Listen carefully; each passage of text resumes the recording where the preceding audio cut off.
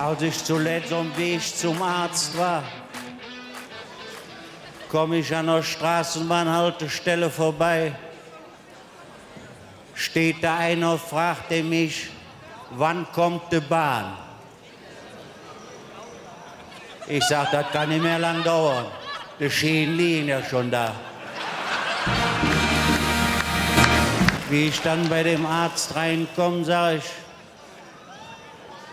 Herr Doktor, immer wenn ich mich mit einer Frau unterhalte, spüre ich so eine innere Aufregung. Seht ihr, haben Sie das denn beim Sex auch? Nee, ich sag, dann bin ich ja immer allein. Übrigens, letzten Sommer sind meine Frau und ich auch hier drin in Urlaub gefahren. Aber nach 2 Tagen hat sie mich schon angerufen. Sätze, wo du da bist, sind da auch Frauen?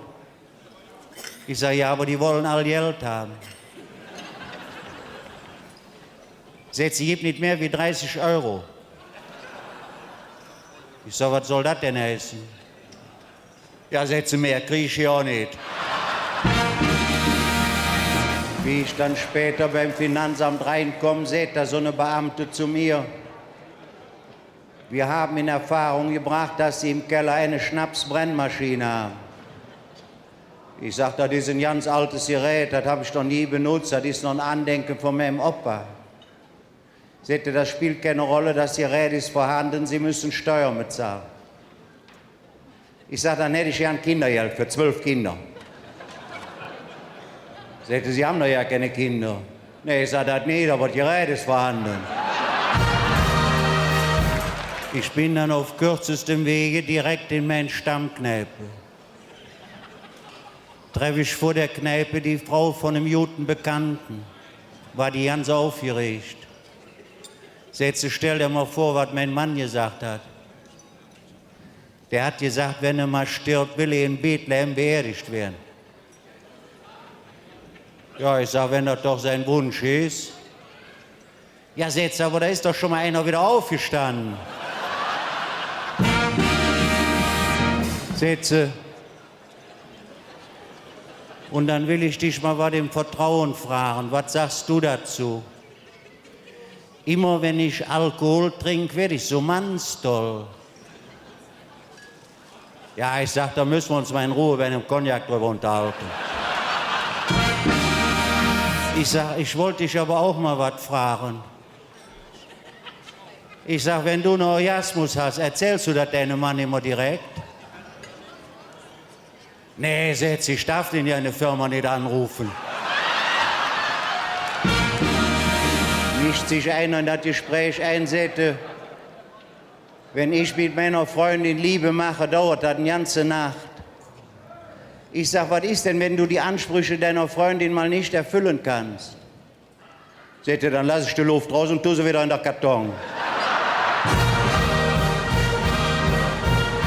Als ich dann endlich wieder zu Hause war meine Frau ganz aufgeregt. Sätze, stell dir mal vor, als ich heute vom Einkaufen am Weg nach Hause war, kommt mir ein Mann entgegen. Auf einmal reißt er seinen Mantel auf und steht vor mir, wie Gott ihn geschaffen hat. Ich sag, was hast du denn da gesagt? Sätze, da ist mir eingefallen, dass ich die Shrimps vergessen habe. Wie ich dann in die Kneipe reinkomme, geht die Tür auf, kommt da mein bester Freund rein. Ich sag, was ich dich mal fragen wollte. Hast du schon mal mit meiner Frau geschlafen? Nee, sagt, ich bin doch dein bester Freund, das würde ich nie tun. Ja, ich sag, das solltest du aber mal, die ist nämlich besser als deine. Sagte zu mir, weißt du auch, dass über 100% aller Männer nach dem Sex schon nach 10 Minuten einschlafen? Oh, ich sag, das ist aber gefährlich. Sagte, wieso gefährlich? Ja, ich sag, da sind die meisten doch noch am Heimweg. Steht einer neben mir, sagt, ich bin als Kind in Düsseldorf aufgewachsen. Nee, ich sag, ich habe eine schöne Kindheit gehabt. In dem Moment stellt sich einer an der Theke, sagt, auf der Toilette ist überhaupt kein Klopapier, da hängen nur Luftschlangen. Oh, ich sag, da musst du aber eine ruhige Hand haben. Ich sag, wem gehörst du eigentlich? Sagt, ich bin nicht verheiratet. Ich sag, warum nicht? Nee, sagt, ich lebe da zu Hause mit 2 Schwestern zusammen und die tun mich richtig gut versorgen. Ja, ich sag, aber Schwestern können doch keine Ehefrau ersetzen. Sagt, wieso? Sind doch nicht meine Schwestern?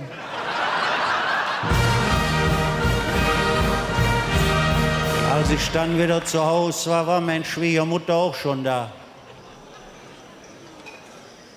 Sagt sie, was hast du denn da im Garten für ein kleines Bäumchen gepflanzt? Ich sag, das wird mal ein richtiger Eichenbaum.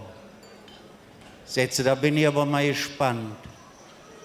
Ja, ich sag, wenn wir den nächste Mal einladen, ist der ausgewachsen. Komm, meine Frau, reinsetze. Willst du dich eigentlich nicht mal um Arbeit bemühen? Wie soll das bloß weitergehen? Ich sag, was meinst du denn? Ja, Sätze, meine Mutter bringt uns das Geld für die Miete und für das Telefon. Meine Oma gibt uns das Geld für die Kleidung und meine Schwester schickt das Geld für die Lebensmittel. Ich sag, da kannst du mal sehen. Dein Bruder tut nichts dabei.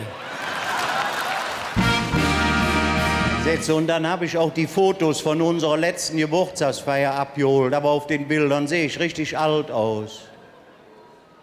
Ja, ich sage, das ist ja auch ein guter Apparat. Sätze, kannst du nicht mal was freundlicher sein? Früher hast du mir wenigstens schon mal das Kinn gestreichelt. Ja, ich sage, da hattest du ja nur eins.